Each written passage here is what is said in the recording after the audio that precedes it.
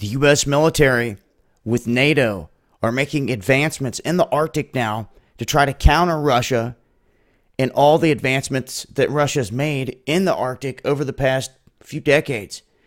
They've had a big advantage in terms of cutting through the snow and through the ice for a long time. They've had a series of icebreakers in motion up in these waterways, just kind of crisscrossing and navigating through all these areas that other countries could not get into. Believe it or not, some people think, the United States has all the top shelf of everything. But when it came to icebreakers, they only had 2 of which could even come close to getting up and navigating these waters. They had to start to build and commission more of them.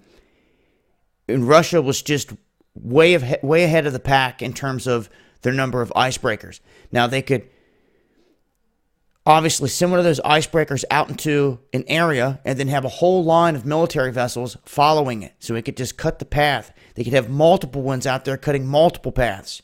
Now, if you only have one icebreaker, well, your whole line of military can only follow through that one line that they're cutting out. So it leaves them susceptible. When you have multiple ones out there, you can break loose into different areas, different directions, and it helps to spread you out and not leave you just one target in one area. And so NATO has called upon its allies, hundreds of troops from different countries.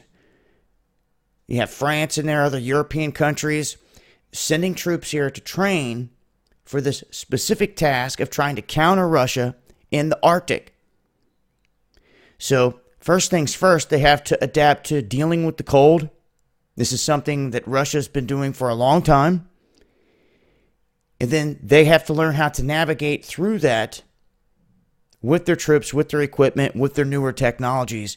And it's just another environment that they're going to have to master in terms of a battlefield if they want to overcome an enemy that has already been in this region and that is making advancements big time. So we've talked about China and the South China Sea trying to snatch up reserves and minerals. Well, the same thing could be said for up here in the Arctic that's loaded with these reserves. Russia has rights to a large portion that is around their continental shelf. That's how they determine who gets what. Canada has a large section as well, but it seems that Russia's just creeping closer and closer. And this is why they're making these moves up there. But wanted to point it out. These latest drills that are geared toward the Arctic, I'm going to leave a link. Make sure to follow me on Twitter for more.